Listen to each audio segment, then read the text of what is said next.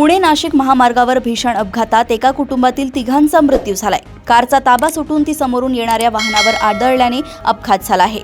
या घटनेने परिसरात हळहळ व्यक्त होत आहे।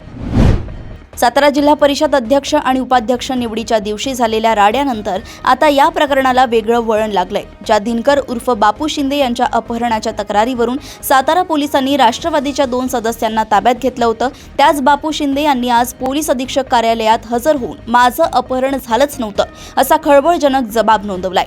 बापू शिंदे यांच्या या खुलाशामुळे सातारा पोलीस आता बॅकफूटवर आले असून राजकीय वर्तुळात मोठी खळबळ उडाली आहे। सांगली येथे मध्यवर्ती परिसरातील एका पडीक इमारतीमध्ये विशेषतः शासकीय निवासस्थानांच्या परिसरात उघडपणे खोट्या शस्त्रांचा वापर करून खुनाची रील्स बनवण्याचा प्रकार घडला।